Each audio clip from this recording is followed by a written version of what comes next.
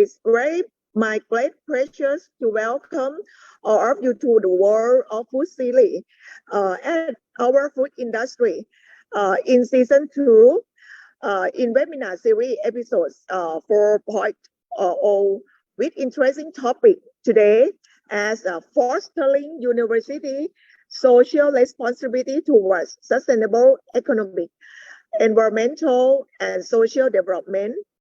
This is fourth webinar that held in cooperation of School of Food Industry, KMITL, in Thailand, and Faculty of Hotel and Tourism Management, University Technology Mala Palau Pinang, Malaysia. The objective of this webinar is to promote knowledge and expertise sharing among two countries in 11 areas of university responsibility to social through many sustainable areas such as green environment, green building, and also food science. Moreover, World Food City at Food Industry webinar in a forum will bring together of academic staff, researchers, scientists, and students to gain their innovative ideas on trend and challenge in social responsibility towards sustainable in Southeast Asia. I'm very grateful to all three expert speakers who have come to share their knowledge today. I also welcome each one of you and express our gratitude in your agreeing to participate in this webinar. I'm sure that you will have fruitful and gratified knowledge exchange, and I hope this webinar is very successful and look forward to learning about the outcome. Thank you. Thank you very much, Associate Professor Dr. Napalapi, for your open remarks. And this is open remark from KMITL Thailand. And the next one is our collaboration. So please welcome Professor Associate Professor Dr. Hashim, Head of Center of the Study, Faculty of Hotel and Tourism Management, University Technology Mara Penang, Malaysia. Please give your open remark. Bismillahirrahmanirrahim. Thank you, moderator. Dr. Ora from the School of Food Industry, King Mongkut Institute of Technology, Lakrabang, Thailand. The Honorable Associate Professor Dr. Naptrapi Luang Sakul, the Dean, School of Food Industry, KMITL, Thailand. Distinguished speakers, Technology Siti Asma Hadi Ismail, Vice Chairman, Malaysia Green Building Council, Northern Chapter, also Senior Lecturer, UiTM Cawangan Pulau Pinang. Tom Planner Muhammad Rizal Abdul, Director, Department of Technical and Policy Compliance, Seberang Perai Municipal Council, Penang, Malaysia. Assistant Professor Dr. Winata Sakdasri, School of Food Industry, King Mongkut Institute of Technology, Lakrabang, Thailand. The committee members of UiTM Pulau Pinang branch, representative from KMITL and Seberang Perai Municipal Council, ladies and gentlemen. Assalamualaikum warahmatullahi wabarakatuh. Peace be upon you. Salam sejahtera. Alhamdulillah, with the grace and consent of Allah subhanahu wa ta'ala, I am delighted to be here today in conjunction with the University's social responsibility towards sustainable economic, environmental, and social development webinar.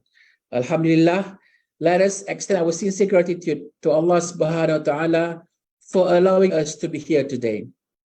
Ladies and gentlemen, on behalf of the UiTM Cawangan Pulau Pinang Rector, the Honorable Associate Professor Engineer Dr. Ahmad Rashid Razali, and the management of UiTM, it is my pleasure to convey my sincere appreciation to the distinguished speakers and committee members for making this event a success. It is a great honor for me to be here in this webinar on university social responsibility towards sustainable economic, environmental, and social development webinar. This jointly organized webinar signifies our commitment towards our collaborative efforts with MOU partners KMITL Lakrabang, Thailand, and Seberang Perai Municipal Council. Kudos to the smart partnership. Ladies and gentlemen, today we are grateful to have three prominent speakers who are experts in the field of corporate social responsibility and community engagement. I would like to say thank you for your willingness to be with us today at this knowledge sharing event. University social responsibility is another rendition of the commonly known phenomenon of corporate social responsibility. It was initially coined keeping in mind the ethical and moral nature of services an educational institution delivers to society through teaching and development. It plays a critical role in enhancing educational development and facilitating the community's quality of life owing to their education, research, and social actions. It is therefore important that academic learning include regional and global community services that are geared towards sustainable economic development, ecological, social, environmental, and technical societal development. At UITM, we encourage lecturers and students' involvement in university social responsibility programs. For instance, recently, we have had the opportunity to organize the Plugging, Jogging and Clean program with the Seberang Perai Municipal Council. The cooperation between the two parties has tremendously benefited the environment and the general well-being of the residents. On the other hand, the students also have gained more professional learning experience by exploring local problems and needs, collecting data and brainstorming, and proposing solutions to solve the problem, thereby developing community caring literacy of citizenship.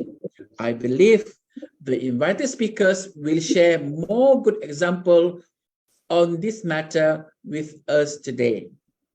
Before I end my speech, I would like to take this opportunity to thank all participants from Thailand, Indonesia, and Malaysia who are willing to join us today at this meaningful webinar. Also, I sincerely appreciate the dedicated committee members who have worked diligently to ensure the successful implementation of the event.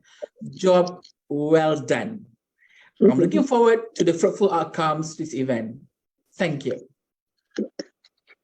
Very much. Laura, back to you. Okay, thank you very much, Associate Professor Dr. Hashim, for your open remarks. And now I think it's time that we have many participants today, and we would like to see all of you. And this is time for we are taking photo together. So everyone, please open your camera so we can take a photos all of you together now in the Malaysia, Thailand, and Indonesia. Please. So now we have 105 people today. So you all look good for now. So we are counting for 3 acts. No, I think with a little bit for everyone open the cameras. Okay, so 1 โอเคไหมคะโอเคนะไม่เป็นไรค่ะโอเค 1 โอเคเนาะโอเคค่ะ 1 2 3 smile. Okay, another one please. 1 2 3 smilings. And the last one. 1 2 3 smile. Okay, look good everyone. Okay, no? So another one act, please, because we have many people. Okay. ได้ไหมคะ โอเคค่ะ Okay, 1 2 3 Smiling. Okay. So thank you everyone for joining us today. So now we are going back to the important event.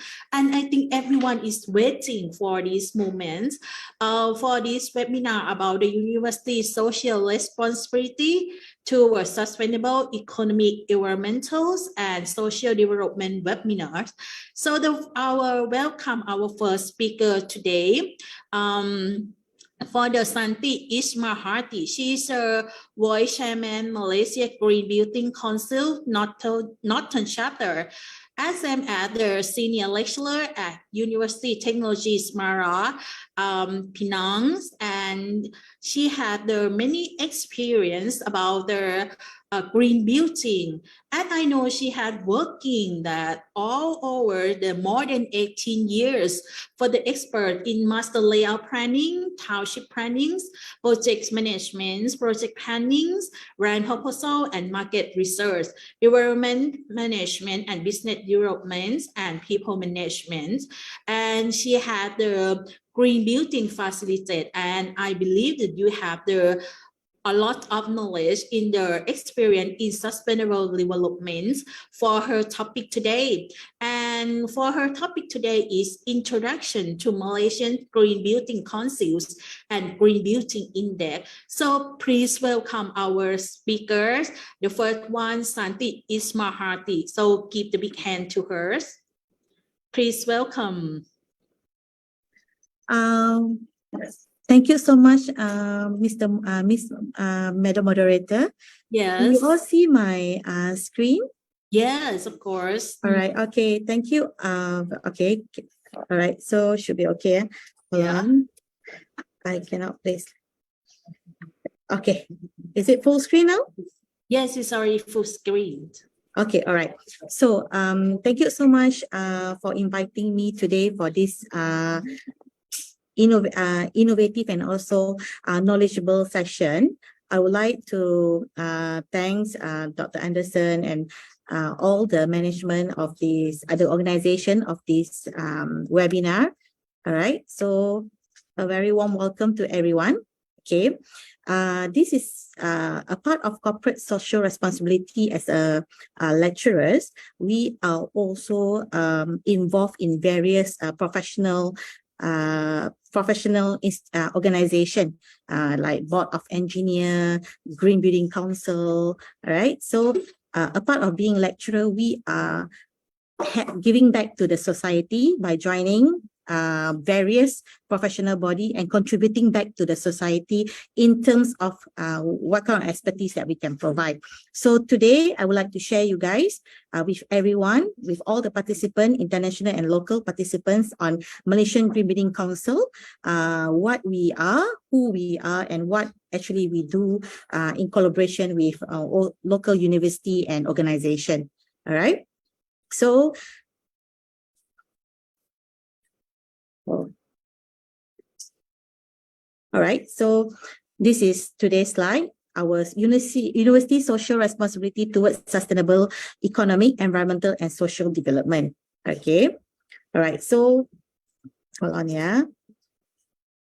All right, our world right now, okay, the building consumes 70% of fresh water consumption, okay, and 25% of wood has been yearly wood have been harvested for construction, okay, and then 40% to 50% of raw material has been used each time to build a new building, okay. 30% to 40% of energy has been used tremendously in terms of construction industry, all right. Then 33% of CO2 emission yearly contributed by our sector, all right. So this is some of the global impact, which is global warming. We can see that yearly that things, you know, all right, like Arctic is melting, coral reef is dying, Amazon rainforest dying out. Can you all see the full screen, or there is some something that you all cannot see here? Wait, okay. All right. So A green building is a building that is in its design, construction, or operation, reduce or eliminate negative impact and can create positive impact on our climate and natural environment. Green building preserve precious natural resources and improve our quality of life and living. All right. So, some background of Malaysian Green Building Council. All right. Formation of the Green Building Council is on year 2007. All right. So when a group of consultant, academic, and representative from the building industry met to initiate a non-profit making organization to promote sustainability building in Malaysia. Then our professional organization in Malaysia, which is the architect organization and also the consulting engineer organization, created Malaysia Green Building Confederation in order to be part of World Green Building Council and produce our own green rating tools. Okay. Malaysia Green Building Council will be the key driving force towards a sustainable built environment in Malaysia. We are a council. Part of the council, the members are like academician, professional. We also have everyone from the food industry, from the factories, from the supply chain to be part of Malaysian Green Building Council. All right. So an emerging member of the World Green Building Council, Malaysia Green Building Council is the only organization in Malaysia endorsed and supported by World Green Building Council. So each country in the world, they will be part of World Green Building Council, which they will submit each year report card. All right. So in Malaysia, the organization, the professional body, the organization that in charge of this is the Malaysian Green Building Council. All right. So this is some of the key role of Malaysia Green Building Council is to collaborate and support the government and industry to develop a sustainable built environment. Okay, this is some of our event. Okay.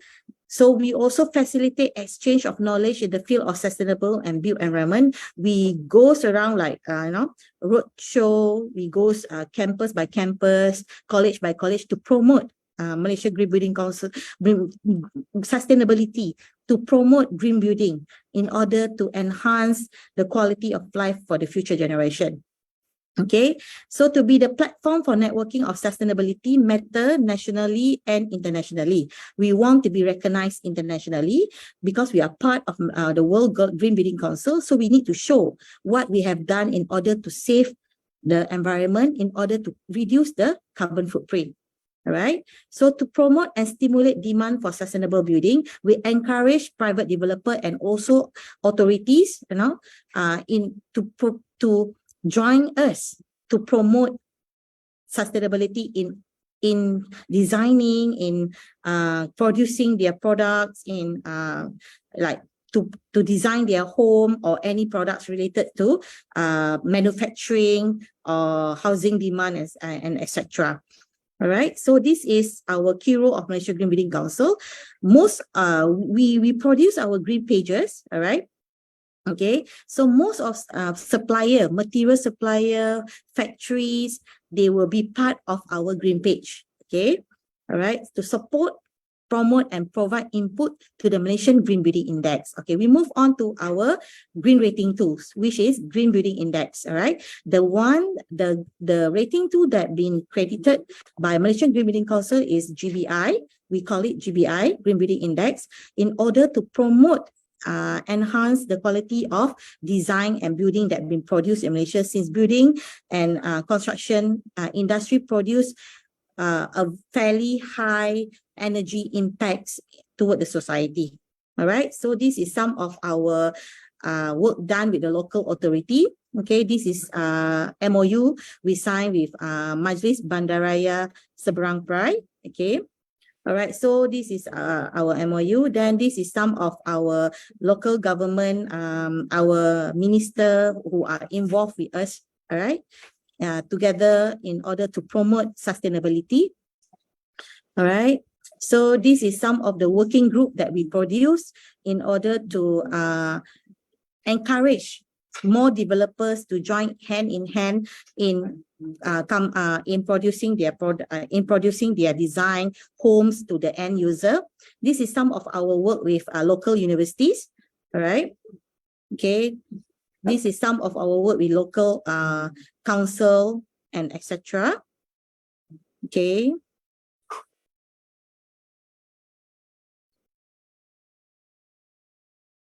So UiTM Pulau Pinang, Cawangan Pulau Pinang also signed an MOU with Malaysian Green Building Council in order to promote sustainability in the campus and for future development of the students. Okay, so this is some of the event we organize. Okay, all right. Okay, this is the global green rating tool listed by World Green Building Council. I believe that Thailand and Indonesia also have their own rating tools. All right, we are listed at number 12. Okay, we are Green Building Index. Okay, so I believe some of you all have heard the most popular one is like LEED, Green Mark, Earth Check, you know. So we are all of these rating tools, they are listed in the World Green Building Council, and they support the initiative and mission and action by World Green Building Council. All right. So this is the organization chart for Green Building Index. Who created it? All right. The reason why we have to form a Malaysian Green Building Council is we need to have a own rating tools in order for us to promote the rating tools to the eye of the whole world. All right. Okay, so this is some of the building assessment process. We can assess existing building or even new construction. All right. We also have assessment for township. We also have assessment for interior. All right. Okay, so we celebrated few years back, 200 million square foot of building in Malaysia has been credited certified green building index accreditation. All right, so this is some of the project that has been listed as energy efficient building. All right. Okay. So some of the project listed by category, non-residential, residential, industrial, data center, township. We do have various of project under the accreditation. Okay, so this is the tools. Each year or few years down the road, let's say we got some potential client that come in and say that, oh, we need to accredit our infra, then we will create whatever suitable to the demand of the market. All right. So we have non-residential, we have residential, we have industrial, we have hotel, we have retails, we have resort, we have hospital, right, and also township. Okay, so this is some of the accreditation and also the history of the implementation of the respective tools. Okay, so we break down our certification into 4, which is certified level, silver level, gold, and also platinum. Okay, throughout the world, all rating tools are going in under the same criterion, just that each criterion represented by various criteria in accordance to the country, suitable to the climate. All right. So in Malaysia, we created a tool which is suitable to Malaysian condition. All right. But however, the main criterion, the main core is still the same throughout the world, which is energy efficiency, indoor air quality, sustainable site planning and management, material resources, water efficiency, and innovation. All right, it's the same. If you look at LEED or if you look at Green Mark or you look at other international tools, it's the same concept. We are looking at the same scenario. We are looking at the same core topic. All right. So this is some of the township chart, the one that we accredited. All right. So as example, we do calculate the overall transfer thermal value. You know, some country calculated the envelope thermal value. All right. Then we calculated the roof value. We also encourage for non-residential building to implement EMS system, all right, energy management system, in order to keep track of all the energy usage and also water usage. All right. We also highly encourage all developers, all factories, hotels to go for renewable energy, which is solar panel.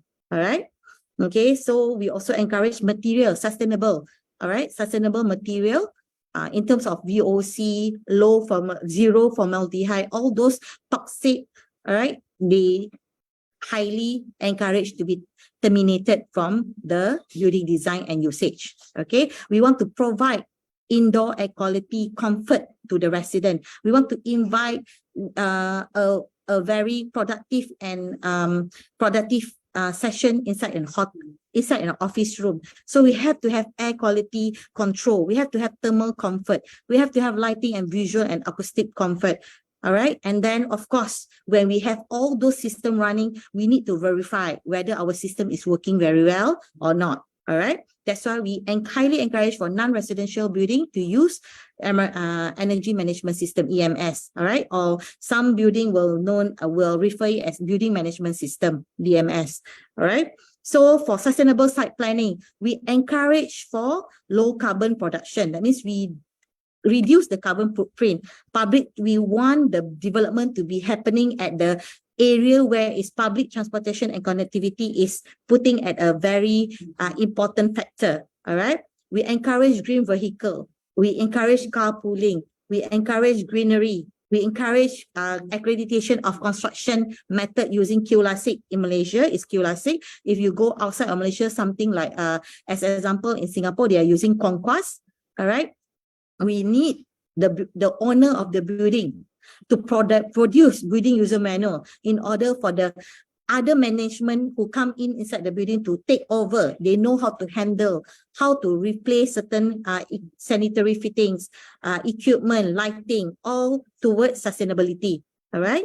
So at the end of the day, we want to reduce the heat island effect through proper hardscape and also roof design. Okay. So material and resources, we encourage all the construction sites to reuse and recycle material, to reduce the usage of raw material. All right, sustainable resources, waste management, green product. All right, we encourage the usage of sustainable timber, which mean that the timber is mature enough to be harvested. Okay, not the one that illegal logging and so on. Okay, we want a proper waste management facility on site. Rainwater use for life, water efficiency, rainwater harvesting, water recycling, and water efficiency fitting. We encourage water harvesting. All right, we are at the tropical climates, Malaysia, Thailand, Indonesia. We receive abundance of rain. We highly encourage to water harvesting. That means the water can go for irrigation or maintenance cleaning. All right. We also encourage, all right, to recycle the grey water. I know it's very difficult. Some countries like Singapore do recycle grey water, but we do highly encourage all this system to be on board. All right. We also encourage that the water management is tied to the building management system, which is the energy management system. In order to keep track, you must understand if we build a building for 1,000 units, we want to keep track where is the leakage? How come the electricity and the water bill is high at certain months and it low at certain months? We must check where maybe got some leakage or some default. All right. And innovation, last but not least, is innovation. We highly encourage innovation and initiative outside the normal construction method. Okay, as example, we highly encourage green wall, all right, urban farming, okay, facade treatment, facade self-cleaning facade, pneumatic central waste system, all right, then recycle the firefighting water. There's a lot of lists inside the Green Building website to see what innovation can lead us to score point. All right, so we would like to encourage all the Malaysian to join hand in hand with us by joining our Malaysian Green Building Council. You can go to our website and join us. All right. So this is some of the academic membership, all right, who is Malaysian and who is not eligible for membership under professional and corporate. So if you are from the academic session, we can join academic. If you are from the student chapter, we can join students. All right. So as part of UITM Cawangan Pulau Pinang, as part of lecturer of University Technology Mara Pulau Pinang, we also conducted corporate social responsibility towards the society through professional bodies such as Malaysian Green Building Council. All right. So this is our website. This is our standing committee this year. All right. So you can join us and be part of the committee member, be part of the standing committee. Okay. So thank you so much. This is my last slide. All right. Does the audience have any question? So anyone have the questions? So we have one of the questions in the chat box. So from Dr. Anderson, he asking that what are the main challenge or constraint in complementing green building initiative? Okay. Can you hear me? Can you hear me? Yes. All right. Okay. The main challenge is, of course, the cost. All right.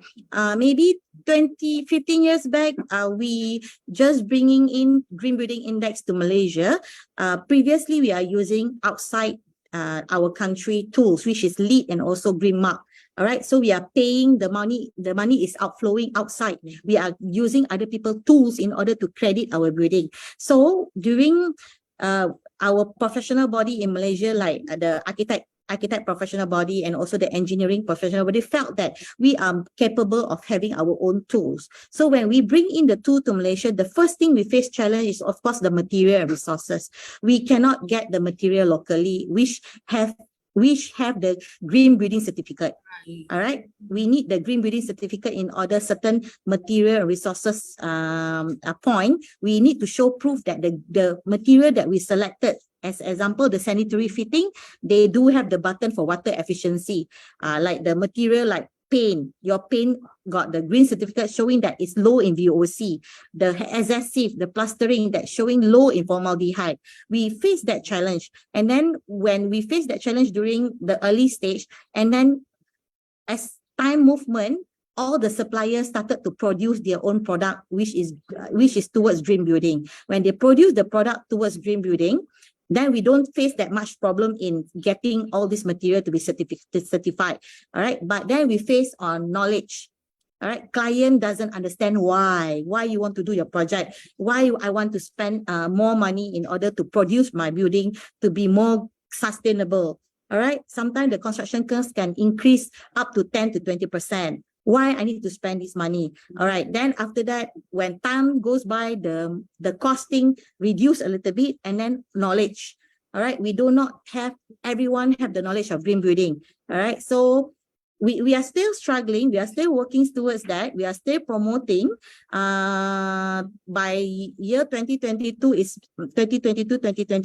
seems that more and more projects are going for green building accreditation by the support of the government. The government do provide tax incentive to non-residential building who goes for green building accreditation to receive tax exemption for that company. So we do have certain challenge that we are facing throughout the implementation. We do have certain challenge that we face seasonal. All right. Okay. The magnitude of impact towards the society is big. If we are looking at the electricity bill, we can reduce even 40 to 50% per year. All right. And then of course the return on investment, let's say you do solar. All right. You spend, maybe the ROI is within 2 years. You get back your money, and then you save upon that, you save your electricity bill. So this is the challenge that we are looking at. Yeah.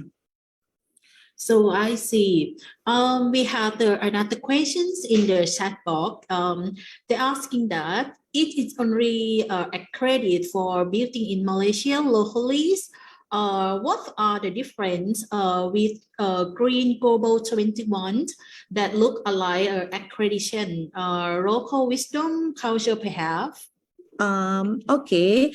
To be honest, I haven't looked at Green Globe 21 yet, but if they are the accreditation for green ratings tool for building, means they are going in as the same main criterion as what other green building tools throughout the world are practicing. We are still going under the same core, which is the energy efficiency, indoor air quality, sustainable site planning, water efficiency, material resources, and also innovation. So I'm looking at that, whether this is similar, this is something new that I will have a look into that. Good question by Miss Luh Yusni Wiarati. All right, okay. So anyone have any question, please? So even though I would like to ask the question that as I working in the food areas and in Thailand, we have a lot of the food industry and we have the many building of the faculty. In your idea that you're working with the green building, do you have suggestion that for the sustainability or green building that facilitate to the food industry, that what they should have to sustainability building can good and friendly environment better than now? And you have there some example in Malaysia or not? All right. Okay. If for food industry, we do have a lot of manufacturing. All right, manufacturing factory in Malaysia who are going for green building accreditation for the building. All right, we have two production line from food and also electronic, which they say by taking extra step in their design to promote the building from the planning stage by the architect and also the planner. All right, they take into consideration all the energy efficiency and all the criteria listed inside the green building accreditation. Their building become their staff become more productive, all right, in terms of productivity and end result. All right, so we do have a few factory here that we give them award, because when we go there we can see the difference. All right, some of them do like forest in a factory, all right, and then they do a very high ceiling, and then they insulate the roof, they insulate the wall. So inside their building, they put some water tube in order to control the temperature. Underground, they put the water tube under their slab, all right, so that they control the temperature of the building. When you enter those buildings, you can feel the difference. It's not, you can't feel the heat from outside penetrating inside the wall, but you can feel that the building is very calm, very well, taking care. You felt that you want to work there, all those things. We do visit few factory that implement the green building design, but do not go for accreditation. We also got that kind of scenario. All right. So I see. Anyone had questions? We still have some time left. So I have, even not, I have the one another questions. I'm wondering that for the green building, what is the suitable materials for the, in Thailand, we have the constructions a lot. We have the new building, we destroy the old one and rebuild again. And I know this is not good for the environment. And in your ideas, what is we can use as the material to improve to be the green building or the fairly environment materials? Please open your microphone, please. All right. Okay. All right. Mainly, you can see that there's a lot of materials that are available for construction. All right. From tiniest thing to the biggest thing, every production line are rushing to come out with sustainability product. All right. From roof to the ground, from the skin, the envelope of the wall to the glass. All right. Every single thing, if you really want to accredit your building, you have to look into detail, including the carpet, including your carpentry work, including your cabinet and so on. All right. So if you want to know about all those material, right, you just say you are interested to know on the glass selection, you can Google any glass selection and see what is the value for the glass, the shading coefficient, what is the best implementation to be implemented on site. The roof, you need to insulate your roof. Definitely, by insulating your roof, you are reducing a few degrees of penetration of sunlight inside the building already. So that's why in order to go for building accreditation, for green building accreditation, without the roof insulation, your calculation of roof U value will be failed. Once failed, that means you fail the accreditation. All right. So you insulate your roof. You insulate. I don't encourage, of course, it's very expensive, but yet for roof most majority of clients are willing to insulate. All right. And then the only thing they are worried is about the glass. The glass cost is very, very expensive for you to invest on low E glass, single glazing, double glazing, the thickness, all those things. But that is the end result benefit. All right. If you invest now, the end result will be there. For a building of non-strata strata building, that means you are paying for management. You have to pay for your electricity bill, your water bill. Sometimes your management fee will go up because of this bill. All right. By having all this on board, you can reduce all this, definitely. Yeah. Okay, so we have the last questions from Bali, that what are your strategies and the real action in wanting community active participations in keeping and even developing the social environmental sustainability? Okay.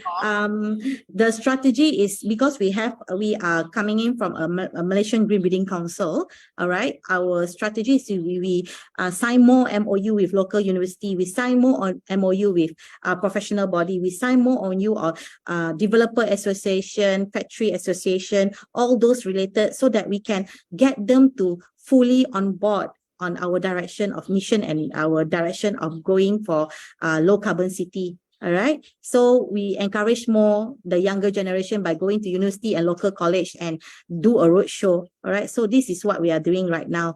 Okay. We promote more. We get the government to support us in terms of tax facility to the developers and also the factories owner or hotel owner. All right. So that they can willingly to spend their money inside their new building or existing building to enhance or improve the quality of the construction itself in order to accredit their building towards green building. All right. So this is some of the strategy, but of course you need your support of the government. All right. By not having this support, it's very difficult for us to obtain support from the industrial player. Okay. I see. So we are run out of time for the first speaker. That is very interesting and a lot of questions. And I think the sustainability building is not far away from us. We live in the building and we need it to be the green, better environment for us all. So it's time now for the second speakers. Our second speaker is also from Malaysia. For TRP Mohaj, Dialaj Abdul. He is now his director of Department of Technicals and Commitment Serbia Peria City Councils in Penang. So for his topic today is press makings and public space to a sustainable economic, environmental, and social development. But unfortunately, today he cannot stay with us. But he don't forget to have the clip for the for the presentations or the topic. If you have the questions for Q&A section, you can leave in the chat box. So I will send the email to him and get the answer for all of you later.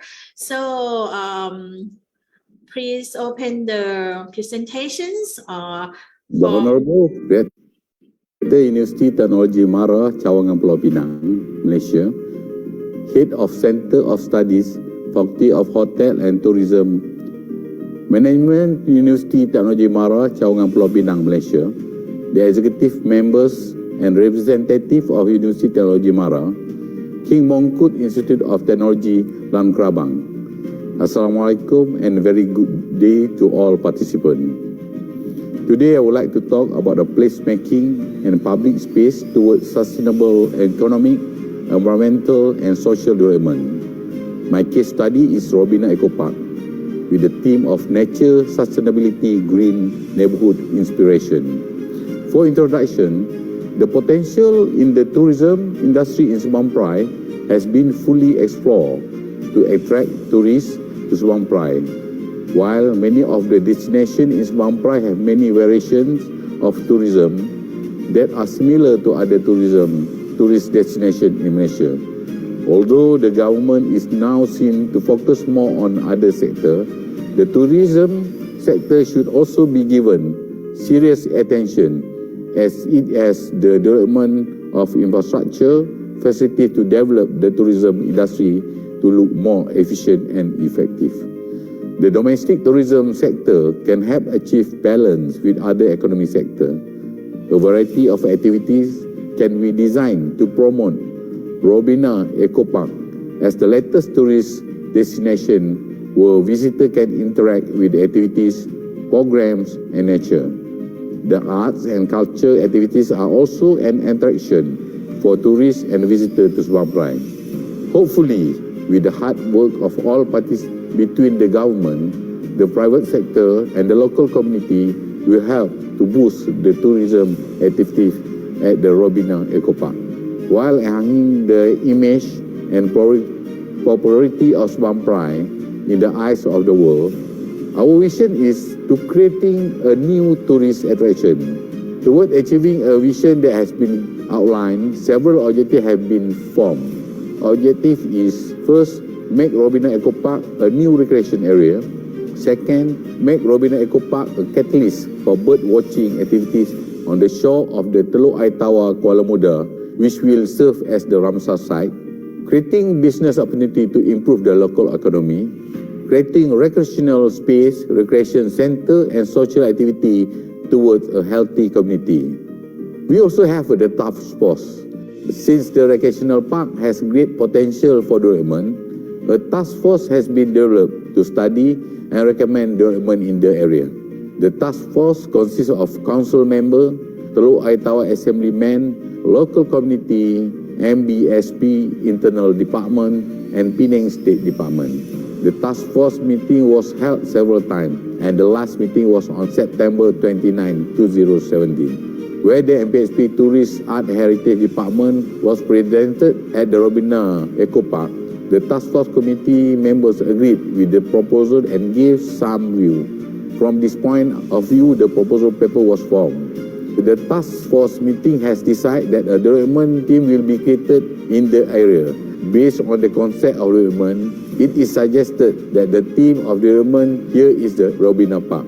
The proposal to create infrastructure in the tourist development program at the Robina Eco Park is the best way to respond to the state government call for the development of the environmental-based tourism sector.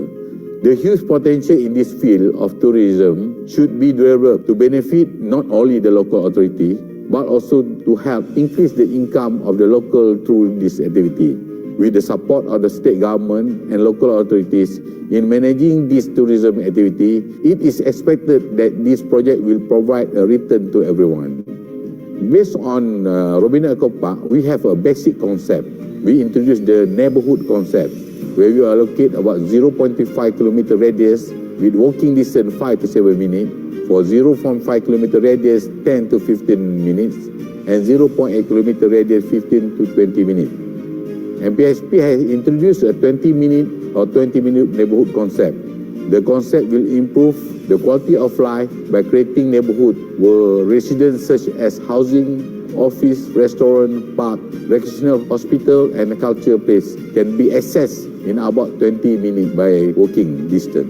MPSP plan to create 6 neighborhoods 20 minutes before 2030, where business center, recreational park, and most are the main activity center. Make Robina Eco Park an activity center and the neighborhood center by providing infrastructure for pedestrians with the development of the radius. The 20-minute neighborhood concept is the perfect distance for walking, while 20 minutes is the maximum time in which one is able to walk. The concept has outlined several principles including healthy lifestyle, conducive environment, placemaking, inclusive connectivity, and mobility. Also network and efficient of public transport, as well as emphasizing pedestrian-friendly planning and healthy lifestyle. The overall development of Robina Eco Park development project is contain about 5 phases. The phase 1 project begin on October 15, 2019 and is completed on July 2020. This project is worth 1.5 million. Meanwhile, phase 2 project begin on August 9, 2021 and fully completed on March 11, 2022. This project is worth about 2 million. Still have a proposal for phase 3 that develop a coastal area as a recreation area for the bike track from Robina Eco Park to Bagan Ajam. This project estimated at 5 million. Meanwhile, for phase 4 is the proposal of develop a jetty for the use of tourist boat to Kuala Muda Penaga. This project estimated at 5 million.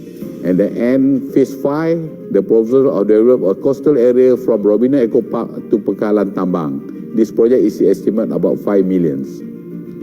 Robina Eco Park phase 1 is one of the initiatives of the Sebang Prai City Council to regenerate the park area in Sebang Prai Utara. This development is generally a sustainable city-based city and promotes walking and cycling activities. Robina Eco Park, with a total area of 13 acres and a 4.5 acres upgrade area, has the potential to accelerate the development of ecotourism in Sebang Prai as a city made up of sustainable green practice. Robina Eco Park project will begin with several development components, such as upgrading existing road to the green area, grassland, provision of pedestrian and bicycle path, providing a jogging track. The design of the park was made with a public consultation where the development proposal was implemented through the establishment of task force committee involving members of the Sebang Prai City Council, technical department and state assemblymen. Green features are enhanced through grass cultivation throughout the green development park area based on the green growth. Provision of pedestrian and bicycle paths that connect between neighborhood center to the transit stop. Installation of solar light along pedestrian and bicycle trail as an alternative to eco park use at night for safety reasons. The development of the second phase is generally a square with a food complex, stage for a show, public toilet, Robina Square, and food truck facilities. The Robina Eco Park second phase will build on the existing food court and open space with a total area of 3.9 acres. We was seen as the potential to accelerate the development of ecotourism in Sebang Prai as a sustainable city. The construction of the 3.9-acre park also take into account aspect of suggestion and objection from local communities to identify the need of community who want a wide range of facilities and services for the day-to-day activities to ensure a safe and comfortable environment. The construction of second phase begin with the demolition of existing food court structure to set up a food complex equipment with 6 stall units to be rented out to the food and beverage traders. Food truck site construction. There are 9 food truck sites built at Robina Eco Park with electrical socket installation. The construction of entertainment stage. Among the components of the Robina Eco Park Phase 2 is 2 units of the stage, 1 main stage built on the front of the food complex and the small stage in front of the food truck site.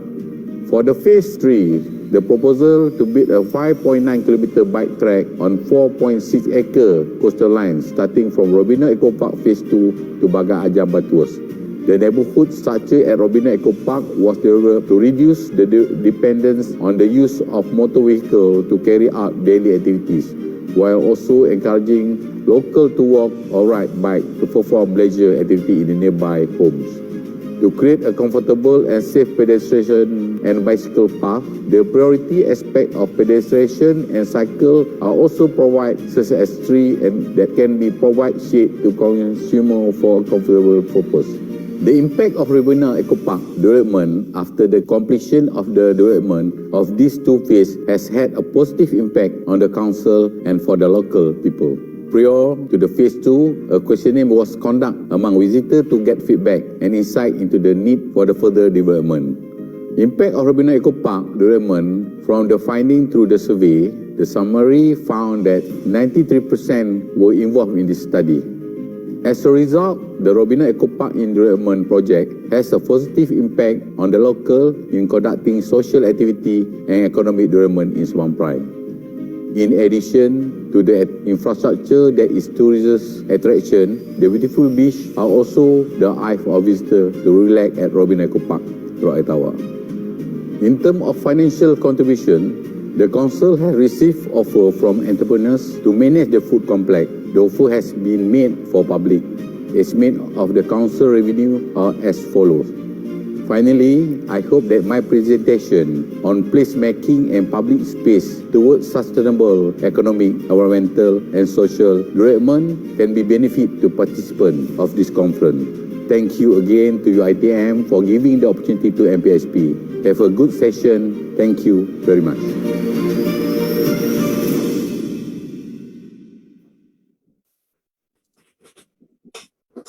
Thank you very much for the second speaker for the video clip that showing that how impressive of the Penang Council that concerning about the development and the eco-friendly, so many things. I saw the beautiful beach and very jealous, and I hope the Bangkok had the same thing as well. So if you have the question, you can leave on the chat box and I can send all the questions to the second speaker via email and give the answers to you all. So now I think that is a little bit quicker, but I think everyone is waiting for our third speaker. This one is a little bit different from the first one. We talking about the green building. We talking about the public space that impact to the developmental, social development.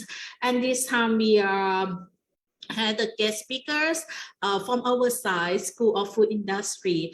And we know that we not just the educational, we also sharing about the social service, and one thing that we have the knowledge and share to be the public space, and that is good for our students too. So please welcome the third speaker, that is Associate Professor Dr. Vinatha Sakdasi. She had the assistant deans of the School of Food Industry in the Special Affair and Quality Insurance.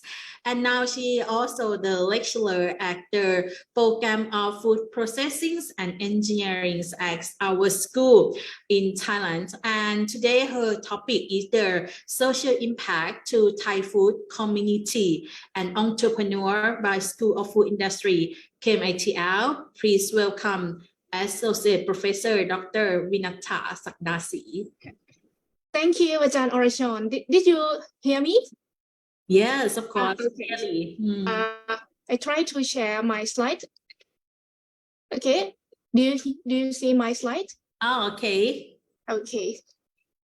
Good afternoon, everyone from Malaysia and from Indonesia and also in Thailand. I'm very pleasure to be here, and thank you for inviting me to be the speaker for today. The topic that I will be talking today is about the social impact to Thai food communities and entrepreneurs by our School of Food Industry. My name is Assistant Professor Dr. Vinatha Sakdasi. You can call me Ajahn Poo. I'm not only the assistant dean, I'm also the lecturer here. So before we talking about the social impact of our school, I would like to tell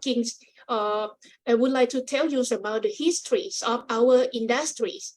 Our school has been a part of the faculties of agricultural technologies in 1981. We are the Department of Agro-Industries. And then 20 years, we separate our faculties into agro-industries. And now we are changed the name from the agro-industry to School of Food Industries. We have the green and pink logos. We have the 30 lecturers here, and we also have about 1,000 students, including undergrad and graduate students.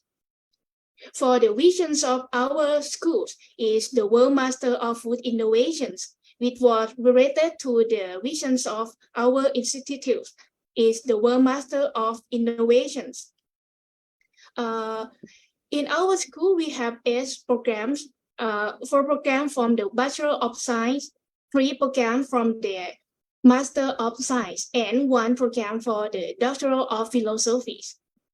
As everyone sees in this slide, every program from our school have the name include the food. For example, we have food science and technologies. We have the program in fermentation technology in food industry. We have also food process engineering and the international program for culinary science and food service management. Therefore, why we change our school into the food industry? We have several sections for the collaboration with our school. Not only for the international universities, we have the collaboration with the national factory, food factory, for example, CPF or Lactasoy. Not only for share the topic research, we exchange the student for them make the experience for the real food factories. And we also receive the scholarship and fund from the government agencies. For our school, we can separate our research focus into the 7 topics that related to the expertise of our academic staff. The first topic is about the food packaging for the food preservations and global concerns. Second one is about the nutraceuticals. And the third one is about the food process engineering in order to increase the efficiencies of the productions of food processes. The first one is about the functional healthy food, snacks and beverage. The fifth one is about the food safety and innovative food analysis method, which was our faculty has the master programs about the food safety. The sixth topic is about the microorganism in food industry because we have the program of food fermentation technologies. And the last topic that our school concern is about the food catering and service. If you want to collaborate with our research topic, you can contact our school. Not only the building for teaching, we also have another facilities. We have the food process plant, which consists of the small machines in order to make our students to have experience to use the real machines. For example, the spray dyes, we have the retort machines, and we also have the pipeline for pasteurized and sterilized milk. We also have the business units, for example, FI kitchens from the food industry kitchens. In this kitchen is a simulation kitchens. Our students can be learned and make the experience to be the owners of the kitchen here also. And we have the drinking water plant. The capacities of our plant is 100 bottles per day. This is the new logos of our drinking water now. Okay, let's move to the important topic for today is the social impact of our school. The aims of our social impact is one to adapt the curriculums of our school to the real world skill. The social impacts of our school has been started at 218 to present by our dean as Associate Professor Dr. Naparati Leungsakul. We are focusing on the street food in Thailand. Why we focusing on street food in Thailand? The first thing is street food in Thailand is very popular for people, any level of the socials, not only for Thai peoples. It's very popular for the foreigners, for the traveler. They come to Thailand in order to taste the Thai food, especially for street food. And the street food is an important source of the economical and nutrition food, particularly for the urban peoples. They are and selectable and help the people, Thai people, to save their times. For example, if you come to Thailand, when you finish your work for lunch or for the dinner, after you go out the building, you can see the street food takes place around the corners of the road in Thailand, and it's very variety and have very delicious. Therefore, you can save the time for cooking, and you can have food in every time and everywhere. It had been reported that about 25 to 30% of people incomes is spent on street food consumptions. So this is why our school focusing on street food in the social impact. Yaowarat is Chinatown in Thailand. They're located in the centers of Bangkok, Thailand. This place is very famous. It's very popular among Thais and foreigners. They sell several types of Thai food, Chinese food, and maybe sometimes it's a Vietnam food. Every foreigners, every traveler come to Thailand and try to taste the food and street food in Yaowarat, and is very more people in the night. Not only for Yaowarat, the street foods of Thailand also receive a 1-star Michelin for street food. It's called J5 Restaurant. J5 Restaurant is received 1-star Michelin from the crab cake, fly egg. This menu is very popular, and also the travelers around the world want to taste it. So our school upgrading the projects of the street food in our school.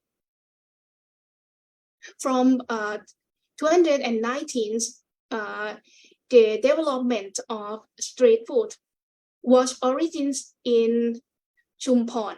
Chumpon is the one-stop province in Thailand. It's located near the southern of Thailand. Therefore, the project is named Gateway to the Southern, upgrading street food at Chumpon. In addition, our branch of KMITL also located in Chumpon. Therefore, the first development of street food was started in Chumpon. The topic that street food we want to upgrade is about the food safety, food labels and package designs, new menu or product creations. And the last one is about the storytelling and social media. As you've seen in these figures, our teams go to the fields in order to visit the vendors in street food of Chumpon, try to do their practice, their cooking, and they prepare the raw materials in order to help them to make the practice to make the food for the food safety standard. And we also helping them to create a new menu by the professionals. And as our institute has the faculties of engineering and architecture, we also help them to build the cart with the beautiful and meet the standards of food safety also. And we try to help them to tell things about their products for more sellings about their products by the social media. The first goals of our development of food safety is to make them to have the food safety awareness. We training them for the food sanitations and field visits to help and organize food safety for their vendors. And we try to collect the food sample to analyze of the microbials and chemical of food sample in order to make them to provide a good quality of product to the customer. The second goal of our project is to help them to create a new menus to increase the income.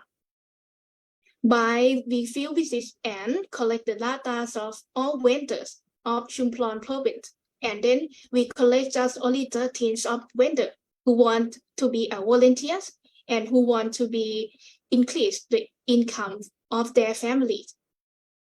And we provide the technicians or the specialists of food creations to help them to create a new menu. The first menu is called Leng Sap. Leng Sap is like Tom Yum soup. It has very special and sour soup by boiling with the pork rib. It's very famous in Thailand now, Leng Sap. If you search in the Google about the Leng Sap, you can see there's some pork leaf that in the soup. And if you come to Thailand, you should to try the Leng Sap. The second menu is called Bang Ji.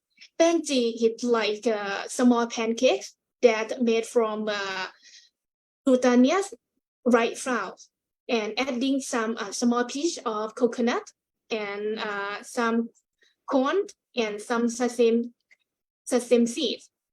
The flavor is a little bit sweet and crispy in the and softly in the middle.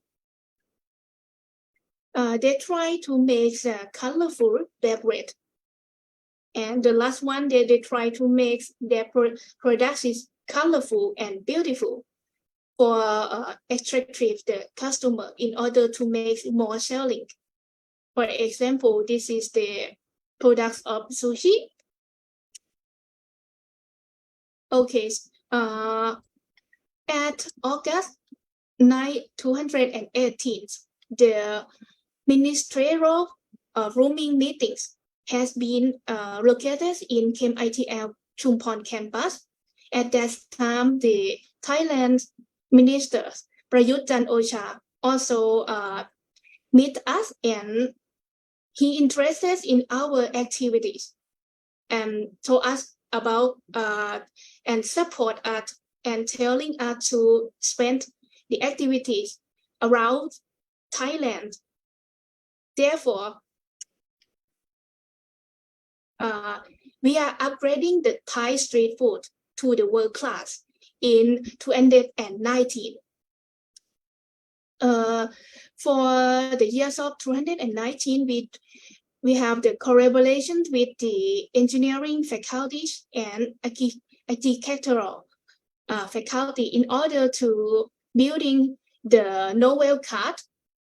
We have one generation and second generation for the hygiene grilled pork. In this card, we have the recycling, water drinking, and we have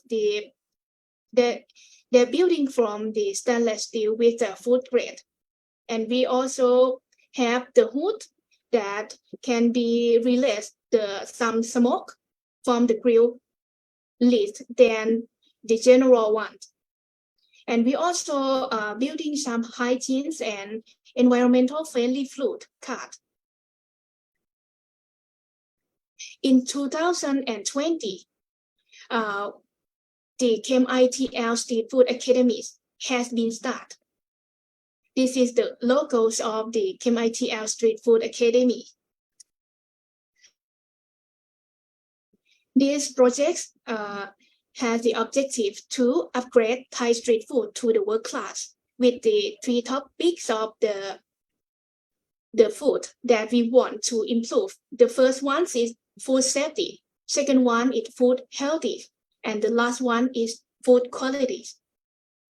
Not only for upgrading, we also have the incubation unit by intensive trainings in order to reskill and upskill of the vendors to make their food to meet the food safety and make their food to be healthy food.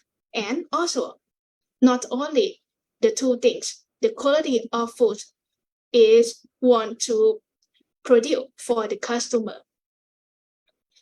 We try to publish this knowledge to the people of age of people in Thailand by the social media, for example, by Facebook or by YouTube. This is the vision of our KMITL Street Food Academy. This slide shows the figure of the participants who joins our Street Food Academies. This is show the figure before they join our activities, before their trainings. After the training, not only they receive the new cards, they also know how to wear the clothes that prevent or that help them to prepare the food with the food safety. This is not good for themselves. This is good for the customer. The customer can receive the products that good in food safety, quality, and also food healthy. This slide shows the first day that they come to our school in order to try the new card.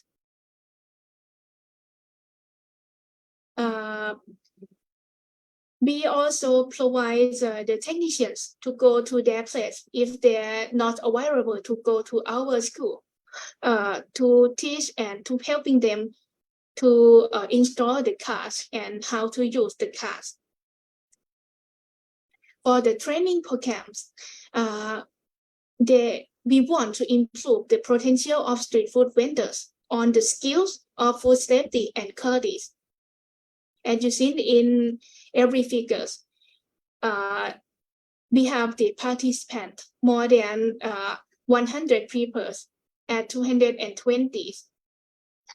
And not only the entrepreneurs, we also have the students from our faculties who join this activity in order to make their experience in the food safety and food qualities.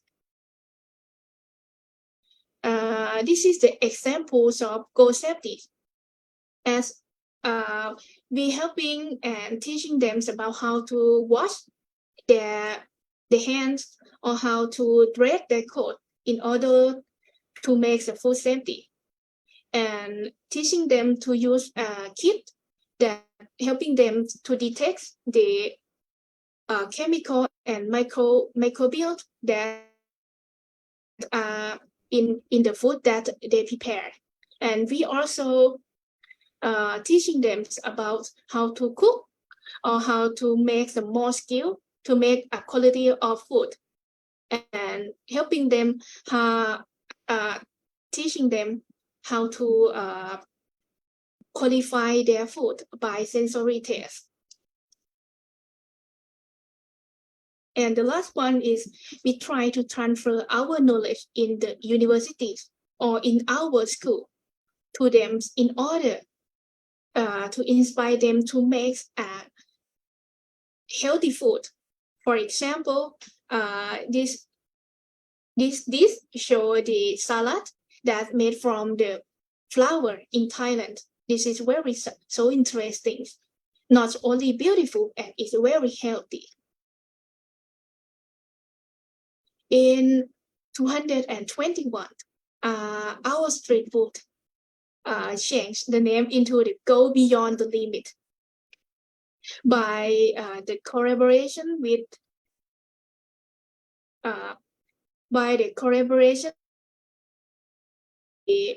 several food factories and several agencies. We have 2 programs of street food Go Beyond the Limits at that years. The first activity is about the street food business 1, 2, and 3. And we also have the train the trainer 1, 2, and 3 in order to building the people to be the professional in food safety, because we have the small workforce. If you want to spend the knowledge about the food safety or food quality, we should to train the people who want to be the trainer and share and spend and transfer the knowledge of the to around the Thailand. For the street food business one, the class is teaching and helping them about the food safety class and try to helping them about the cooking and also teaching them about the business in order to make them have the sustainable income. We have a co-partner project with Thailand Institute of Justice in order to make the careers of the prisoners after their release. We also training them about how to cooking, how to make their business, and also the food safety. This is the products of our participants. And they sell their products in the marketplace and at the big department store. However, at 221, we face the COVID-19 situations. Therefore, our training just move into online trainings. However, if it's online, but we have the several participants and they're interested in the projects also.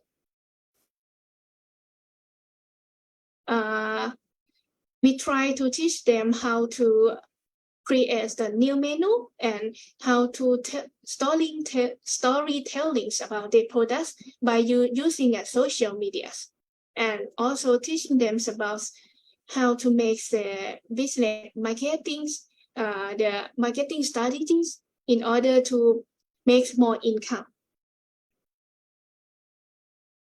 And this is the trainer programs to make, as I said before, this program is want to build the people to be professional in food safety. They go, their learnings in the classroom and go out to the restaurant in order to collect the sample, in order to analyze their microorganism, analyze the chemical in food sample, and also to swab their hand to test if they clean or not.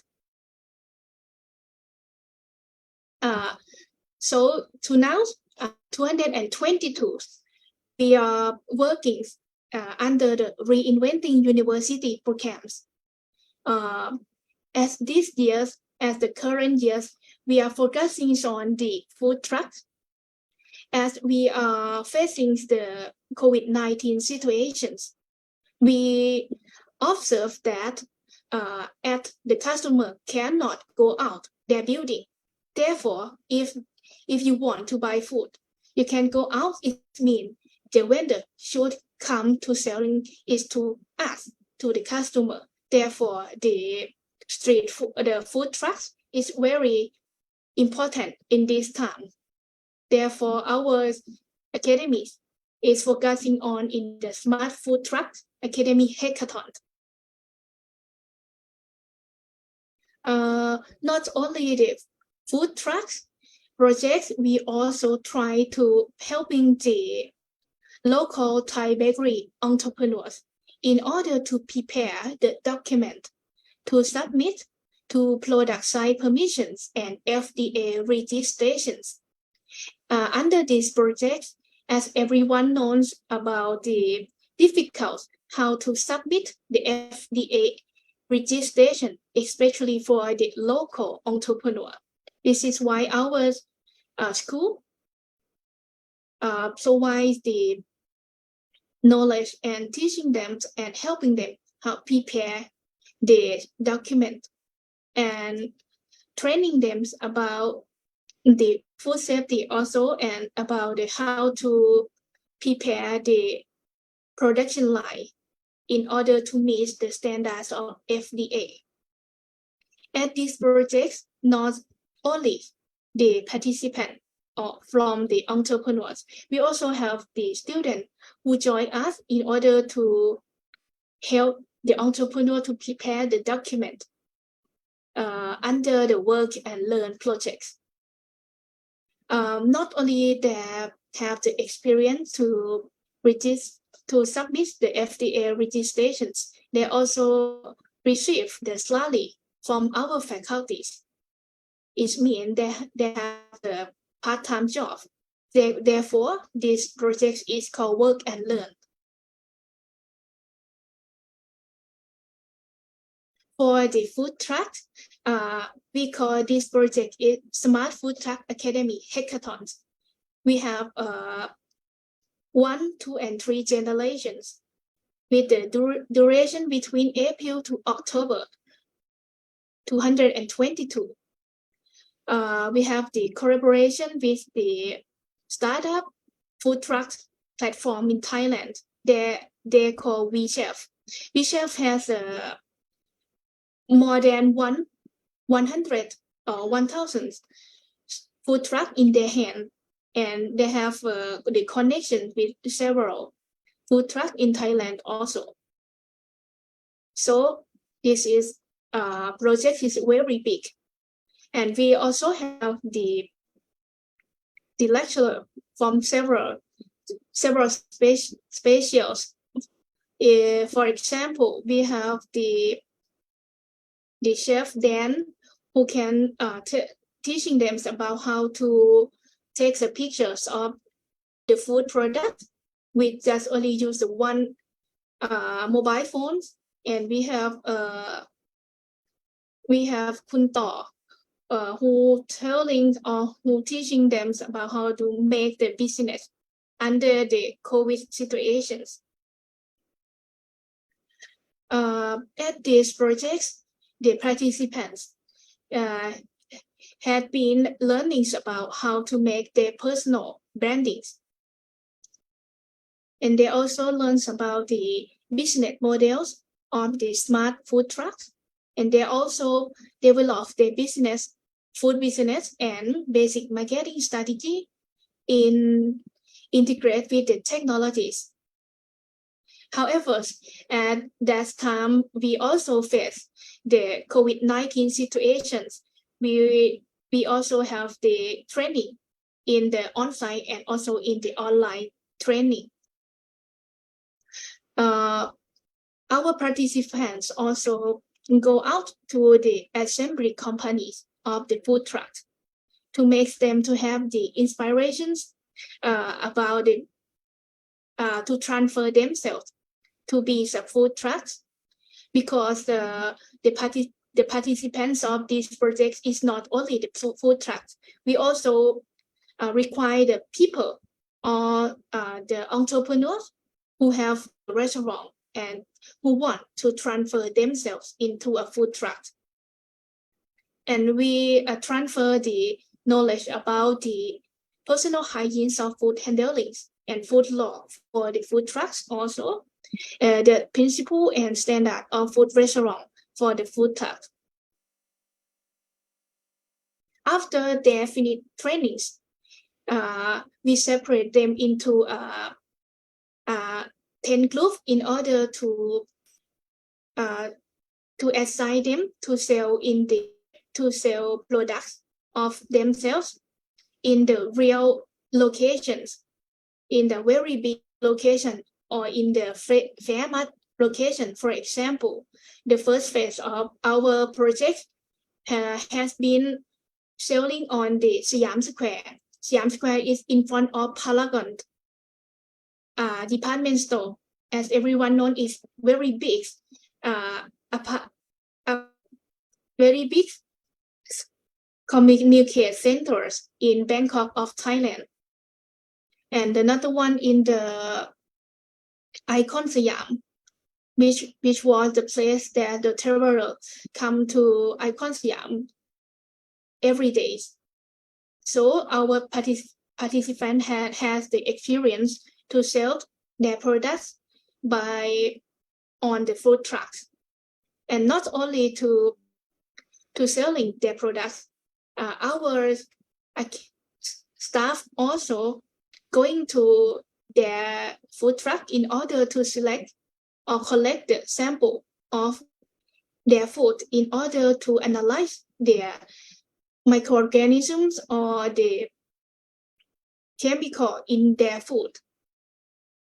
if they prepare with a not good method, be telling them to change or suggest them how to prepare the good food to meet the food safety standard.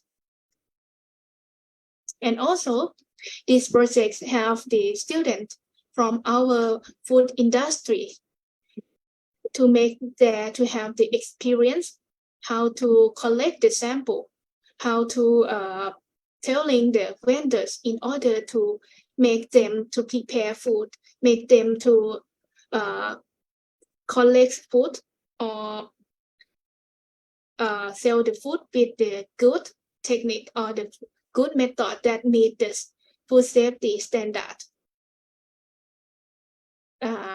Okay, this is the last slide that I talking about the social impacts of our faculties or our school. Thank you everyone for coming today, and thank you for your kind attention. Thank you. Okay, thank you, Dr. Vinatha, so much about her speaking about our faculty to the community service in about food. So, anyone have the questions for the Dr. Vinatha? So, during waiting for the questions, I would like to asking about the projects. At IC, they have many projects and different group of the entrepreneur or the participant. Have you ever tell the impact after they get the training from the schools or after they finish the projects service? What is the impact to their business or the consumers? Okay. I would like to mention about the participants who have the owners of restaurants. They can make a more income. The first thing, they have a more income. The second thing, they can make the more customer come to their restaurants because as they promote about themselves, they promote about their restaurant is meet the standards of the food safety. This is make the customer to interest and want to taste their food, and makes the more customer and makes the more income. Not only the incomes of the restaurant, we also spend the sustainable to the social because as you know, every restaurant in Thailand is very delicious, but they need to prepare the food to meet the standard of food safety. This is not good for the customer. So if the training under our programs is mean we make more the food safety restaurant in Thailand also. Yes, I also thinking like you because after COVID-19, everyone is aware about their eating foods, about their hygienics, and the street food is all around the street. So if some of the participants who training and they know about the food safety, this must be the good for them. And I saw on your presentations that you have the student and in the program too. So what's the impact to the student and you working with them, that how is they feel to join the project? Because I heard that they have to going out on the weekend to join the project too. Yes, as everyone knows, we face the COVID situations more than 3 years. It means that students is just only learning in online learnings. It means after they come back to the school, they want to go out or they want to make some activities, not only in the school. So when these students go out with us, they're telling me they're very fun and they're very impressed to be the part of these projects because they did not in the just only the small room. They can go out and they can use the knowledge that they learn in the classroom to in order to go out and to use this with the real experience. And also, as every lecturer here every day, the student always ask us why we should to learn this. So this is the real life learnings to make them know, oh, this is why we should to learn this. Something like this. Yeah, so it's learning from the real world. So we have the two questions in the chat box. The first one is they're asking that what is the main challenges in suspense food street business in terms of hygienics and food safety? The main challenge, I think, is the long terms. You can the participants under our projects or under the trainings, there is a good person to make clean their hand, to prepare a good food or prepare to good raw material. But when they come back to their home, sometimes they forgot how to prepare their food to meet the standard, or sometimes they just saying that we need to just more sell. We don't need time to control the food safety. This is a very challenging to us to make them to practice this for the long times. Yeah. Okay, so we have the second questions from the Balis that they're asking that dear Dr. Vinatha, I am very interested in KMITL. Thank you. Yes, Seafood Academy. It is very benefit to the participant. The question is its community service projects or the formal on-campus course? They have many questions, but I will ask one by one. But the first question is its community service projects or the formal on-campus course? It's a community service from our school. Yes. Everyone can join us. And a free class also. Budget, they ask budget from the school side. Yeah. From the government also. So we got the budget from the government to support. Yes.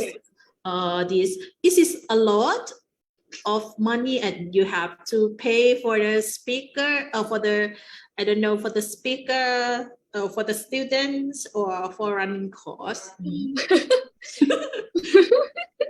The cost for the speakers is not too much, but I think the tools or the kit for used for the food safety test is more expensive.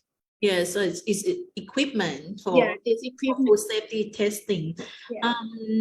Do participants have to pay for the cost? No, it's free. It's very interesting. Is that free? So that yes, they had they gave the email to us, so we can sharing is about the small programs about these ones. And anyone had the questions, please? So if no one have the questions anymore, I think this is a very interesting because we eat food every day, and when you think about Thailand, you're gonna think about the street food. And one thing is everyone concerning about the food safety, the hygiene during COVID-19, and our university have their duty to give the knowledge, like Dr. Vinatha saying. And now we have all of the three speakers. We had the very long farce about the story about sustainability in many areas. We're gonna green building, the environmental improvements, and everything that we gonna I'm gonna say that we have the sustainability in everything. The building would be gonna stay, the environment that we sharing together, and the food that we eating every day. So I think now today I hope that every participant had a great knowledge and fruitful, almost all give the many things about our webinar today.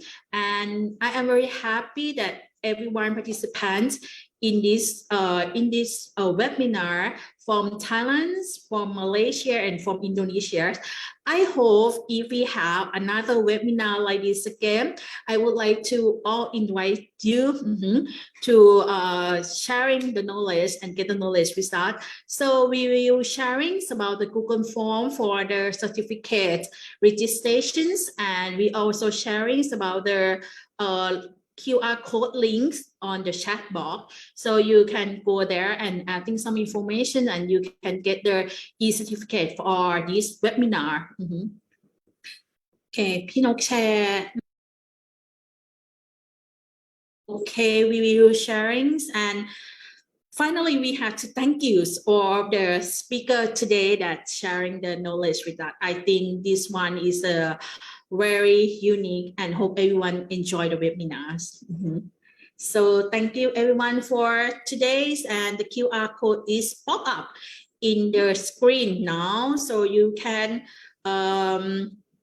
scanning QR code, or on the chat box you can click on the link to adding for the certificate for today's, and I hope we will see next time two collaborations between Thailand and Malaysia. And finally, I have to thank you, Dr. Andersons, for these collaborations. So thank you very much, everyone, and enjoy the webinar today. Thank you.